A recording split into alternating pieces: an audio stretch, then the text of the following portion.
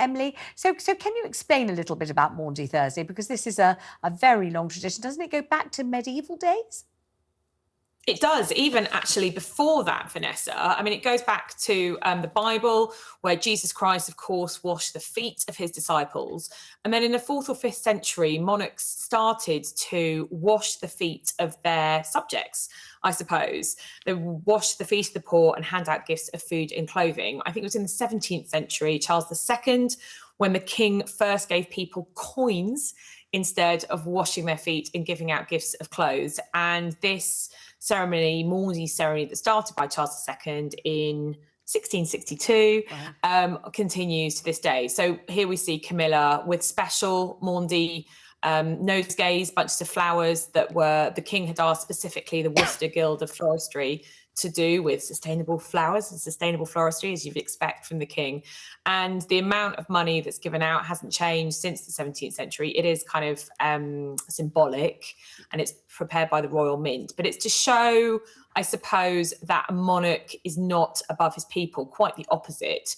It's a day when the monarch kind of doesn't abase anymore himself or herself in front of their people, and doesn't actually wash the feet, but the money is a sign that they are in the service of their subjects. And I mean, this will mean a great deal to the king, won't it? Because obviously, for so many years of Her Majesty's reign, his late mother, he will have known that she was getting ready because it was Maundy Thursday, known what was going to happen, seen the tradition being played out again and again and again. And I'm imagining it will be painful to him not to be there himself, don't you think? I think he would have considered it, you know, very important symbol, as you quite rightly say, of the fact that the royal family is there to serve us. We serve them, but they serve us. And those sorts of things matter to him hugely, don't they? Absolutely. You're absolutely right, Vanessa. I mean, it's the real sort of tenet, really, of the royal family, and particularly of King Charles. And you're right, he will be very sad that he couldn't be there today, particularly because it was one of the most important items in the late Queen Elizabeth's calendar. She felt it was incredibly important to show that the monarch is not above the normal man or woman, hoi polloi, like you or I. And it was an opportunity to show that they were very visibly in the service of the public. Obviously, King Charles couldn't be there today. His doctors have said that because of the chemotherapy, we don't know what cancer treatment he's getting, but we imagine that I'm assuming that it's chemo or perhaps radiotherapy. Because of that, he can't go where there will be big crowds, and so he can't give out those 75 purses to the men and women who were chosen to receive that today. The good news, though, Vanessa, is that we've been told by Buckingham Palace that he will be at the service this Easter Sunday at St George's Chapel in Windsor. Tell me a little bit about the message that the King recorded in mid-March to be played out during the service, because it really does seem, doesn't it, that he's been so touched by the outpouring of love. He says he's been touched by it, and clearly he really has, towards him and, of course, towards his daughter-in-law, Catherine. And he's talking a lot about the importance of friendship and support of people for other people.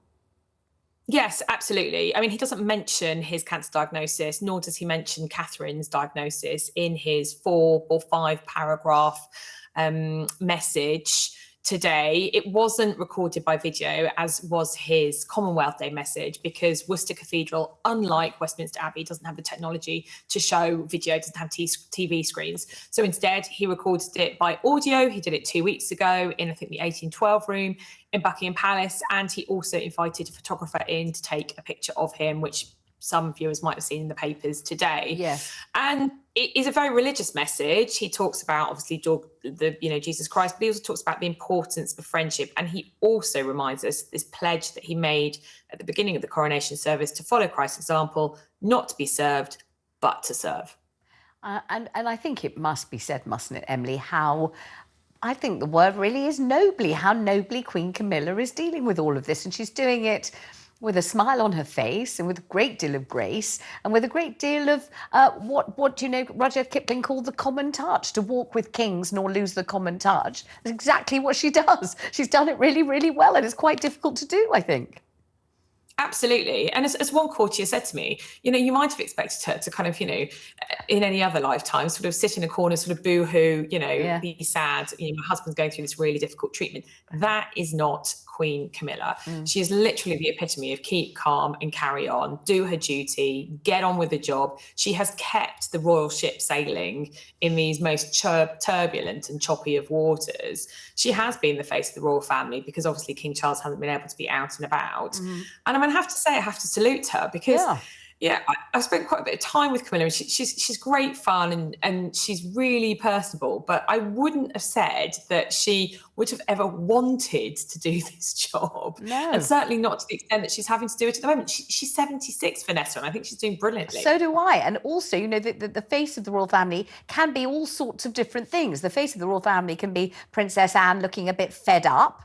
The face of the royal family used to sometimes be Princess Margaret looking extremely fed up. You know, the face of the royal family can be many, many things. And indeed, the late Princess Diana looking sad, looking wistful, looking alone, looking all kinds of things, conveying all manner of deep private emotions in a way that she made absolutely sure that everybody knew exactly what she was feeling. Whereas Queen Camilla isn't doing any of that. She's doing a really bang-up job of smiling through adversity in a way that is so convincing that she's managing to relax everyone around her. People aren't, you know, standing on ceremony any more than they would do. They're pleased to see her and she seems very pleased to see them. And that's a real gift that, as you quite rightly say, nobody really knew she had.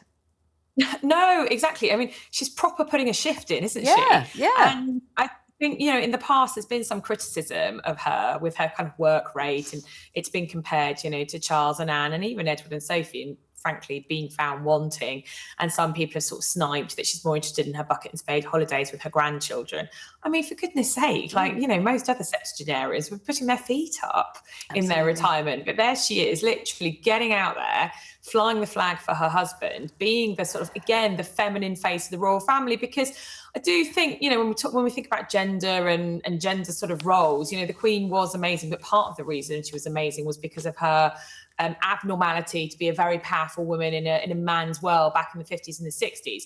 Obviously now today we have more equality, but we still kind of want to see. I'm going to have to stop you, Emily. Thank you so much. I absolutely agree with every word you say about Camilla. Coming up after the break, a teaching union is warning that violence against staff is worsening. I'm Vanessa Feltz. You're with Talk on TV, radio, online, and on your smart speaker.